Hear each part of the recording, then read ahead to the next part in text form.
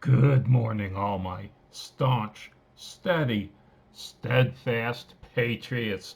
You know, there's been a plethora of stories since I've done my last video on the Ukraine.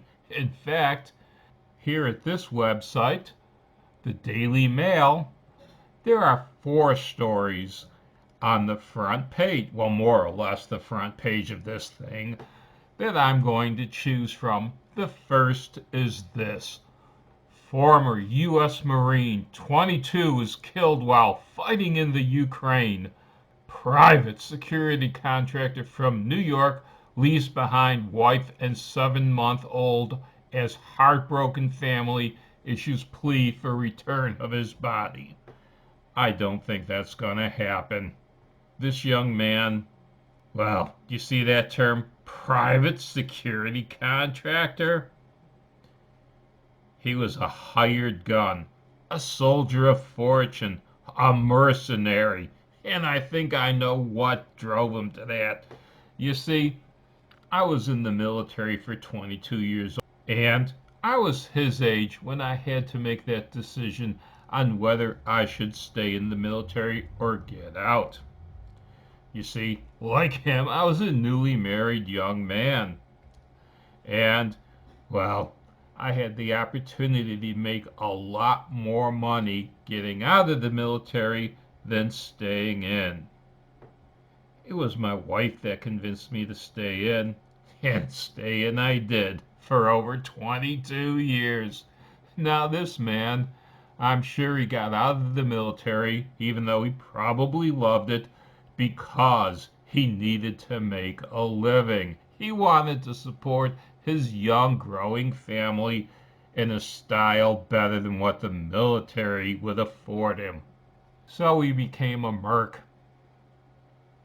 And like all 22-year-old young, warm blooded Americans, he thought he was going to live forever. He didn't care if 5 of those 6 chambers had bullets in them. He could play Russian roulette all he wanted, and he was always going to find an empty chamber. That's the way I thought when I was 22. What this man was really doing was trying to provide a better future for his wife and his family. Now, I think he would have been better served staying in the military, or at least not becoming a merc. But he made that decision. It was a decision that cost him his life. Let's go on to the second of 4 stories now that I want to cover in the Daily Mail.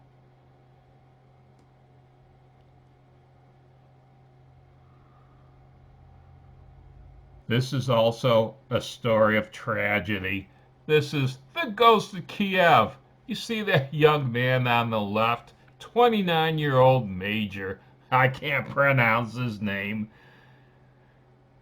This article claims he was the Ghost of Kiev. He's the man, they say, who shot down 6 Russian planes on the opening day of the war and had more than 40 kills before he was finally shot down himself. What do these first 2 stories tell you? Well, that this war is far from bloodless. It just isn't about tanks blowing up, aircraft being shot down, things going boom. When all these things happen, people die and or are wounded horribly. What often isn't talked about is that the military is a tool of diplomacy. It should be a tool that is used last. It's the tool of last resort, because if that tool of diplomacy is used, that means all other methods of diplomacy, all those other doors are closed. This is the last door open. And through that door marches death. It seems like some countries want to encourage this slaughter. Let's take a look at the very next story. Poland sending 200 tanks to Ukraine. Of course, these aren't Poland's best tanks. These are old Russian Soviet-era T-72s.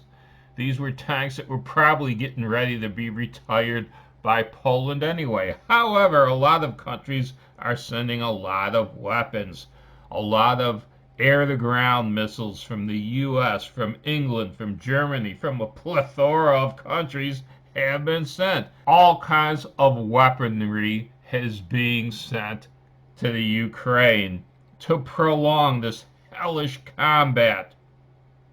All this voluntary assistance isn't enough for Ukraine. They've come with their begging bowl in hand and requested Uncle Joe give them $2 billion a day in assistance for as long as the war goes on. $2 billion. I've said it before, and I'll say it again. We should not be supporting the Ukraine in this. Yes, Russia is at fault here. They're stomping all over the Ukraine.